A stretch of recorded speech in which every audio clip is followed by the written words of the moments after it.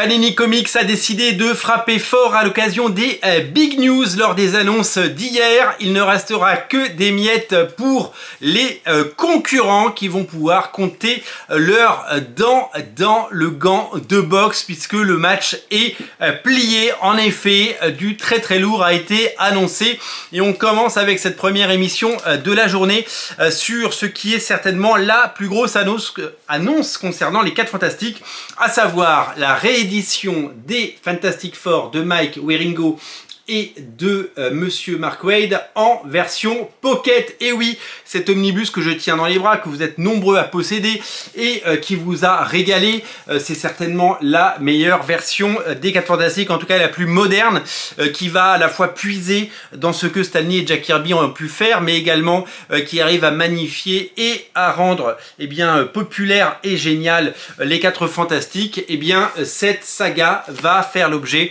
d'une édition en 2 pockets, c'est-à-dire que vous avez le choix d'acheter un omnibus à 70 € pour avoir les comics en grand format, ou vous avez le choix de prendre ces épisodes en pocket. Et oui, 2 pockets, le premier va faire 352 pages, le second 512 pages, donc le premier devrait être peut-être autour de 8 €, 9 €, et le deuxième devrait être autour de 10 €. En gros, pour moins de 20 balles, vous allez avoir l'équivalent de cet omnibus, l'intégralité de la saga de Mark Waid et Mike Wieringo. C'est tout simplement génialissime et c'est une version à la fois colorée et vraiment fun des 4 Fantastiques, certainement un des meilleurs runs de l'histoire qui pendant longtemps a été absent et qui n'a pendant longtemps pas été édité ou réédité par Panini, et voilà qu'il revient.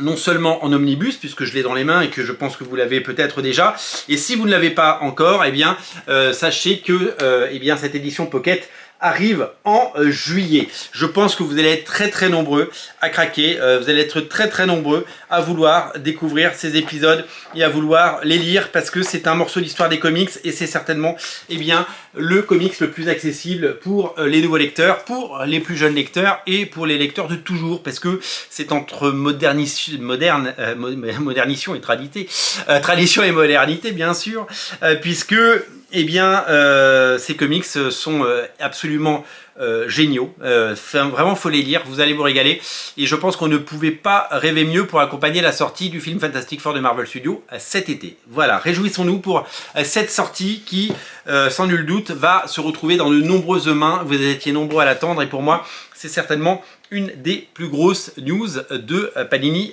Comics à se mettre sous la dent.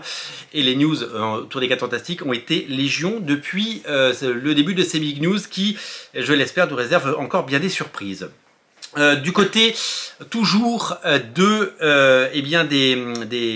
pockets, il y a 2 autres annonces qui ont été faites au niveau des 4 Fantastiques et on va les débriefer tout de suite, puisque le tome des Fantastic Four de Joseph Michael Straczynski avec Mike Coney au dessin va faire l'objet également d'une édition Pocket. Straczynski s'est attaqué aux 4 Fantastiques dans les années 2000, après avoir travaillé notamment sur Spider-Man, et alors que son Spider-Man est déjà sorti, vous le savez, il est en cours de publication en France en Pocket, une autre série de Straczynski, un auteur qui vend toujours beaucoup, va arriver. Alors pour la petite histoire, c'est la première fois que ces épisodes sortent en album.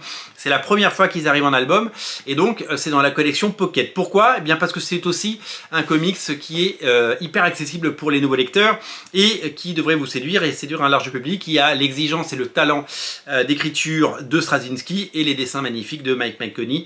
Vous allez vous régaler. Et enfin, le dernier tome à redécouvrir, c'est les 4 Fantastiques, l'histoire d'une vie. Vous vous souvenez du Spider-Man, l'histoire d'une vie, qui est sorti, Chip Zdarsky au scénario, Mark Bagley au dessin. Sur le même principe, Mark Russell a raconté une histoire dans laquelle le temps s'écoule, que les personnages vieillissent. Ça s'appelle les Fantastic Four, l'histoire d'une vie. C'est le même principe, c'est la même mécanique que Spider-Man, l'histoire d'une vie, mais transposé aux 4 Fantastiques. C'est un récit qui peut-être a un tout petit peu moins fait parler que Spider-Man et qui a peut-être eu un peu moins de succès. Le Spider-Man, c'était phénoménal.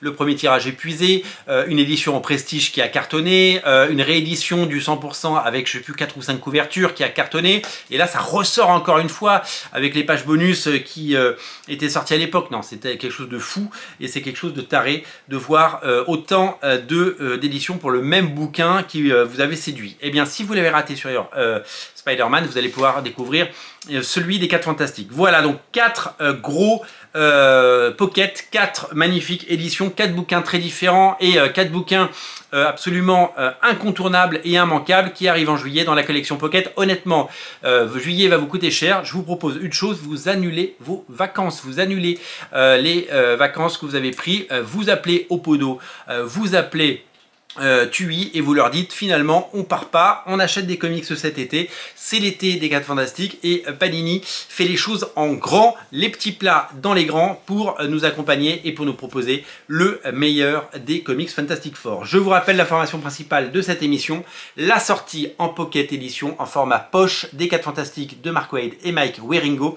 C'est à découvrir en juillet chez Panini Comics en version française en format poche à petit prix et il ne faudra pas le rater. Je vous remercie d'être aussi nombreux à regarder Radio Comics.